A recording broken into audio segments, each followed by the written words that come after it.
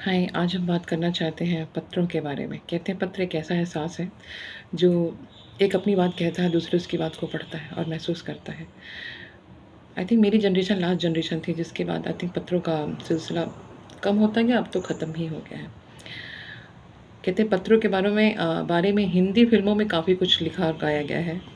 जैसे कि एक मूवी थी नूतन की, आई थिंक 70s या 60s के दौर में था कि फूल तुम्हें भेजा है खत में, फूल नहीं मेरा दिल है, प्रियतम मेरे मुझको लिखना, क्या ये तुम्हारे काबिल है। उसके बाद फिर एक और भी गाना आया, क्या होता है कि मोहम्मद रफ़ी साहब ने गाया था और शशि कपूर जी के उस पर फिल्माया गया था कि लिखे जो खत तुझे वो सारी रात में, समथिंग लाइक दिस, कुछ ऐसे करके था। और उसके बाद फिर आशा जी के ऊपर एक फ़िल्माया गया था, खत लिख दे सवरिया के नाम बाबू, वो जान जाएंगे पहचान जाएंगे, कैसे होती है सुबह से शाम बाबू। तो कहते हैं कि शब्दों की माला पिरोकर एक कलम जो होती है एक पेपर पर, एक पन्ने पर उतार देती है और उसमें सिर्फ शब्द नहीं होते, एक इंसान की फीलिंग होती है, एक इंसान की चाहत होती है कि दूसरे तक पहुंच जाती है। और उसके बाद भी कई सारे गाने आए, कबूतर के थ्रो, कबूतर जा जा जा। उसके बाद फिर आया एक काफ़ी अच्छा गाना था, उस गाने को लोगों ने बहुत पसंद किया था, बहुत हिट था, वो था नाम मूवी का गाना था। और उस टाइम तो नहीं था, लेकिन जब मेरी शादी हो गई उसके बाद मुझे वो गाना काफ़ी टच करता था।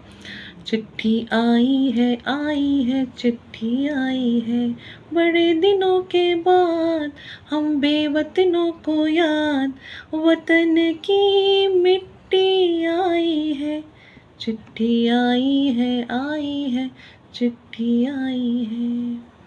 तो ऐसे काफ़ी गाने होते थे कि जो कि टच करते थे मुझे। उसके बाद फिर एक और गाना आया था बॉर्डर मूवी का, संदेशे आते हैं हमें तड़पाते हैं, कि चिट्ठी आती है ये पूछे जाते हैं कि घर कब आओगे, लिखो कब आओगे।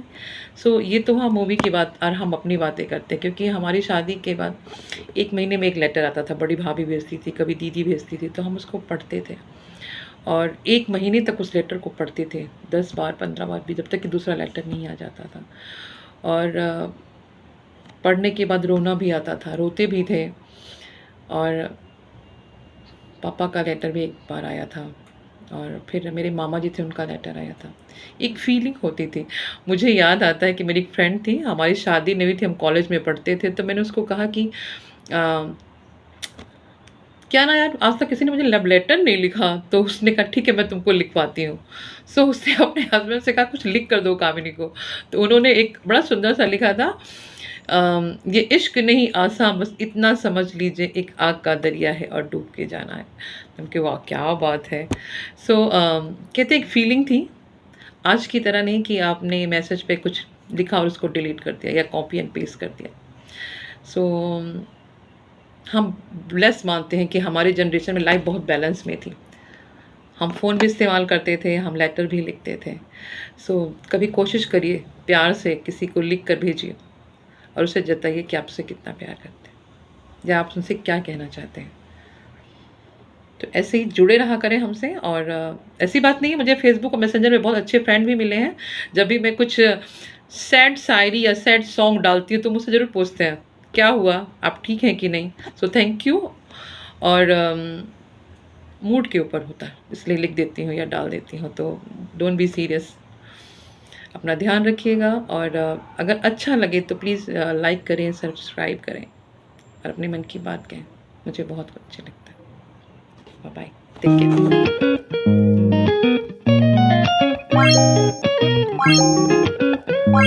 केयर।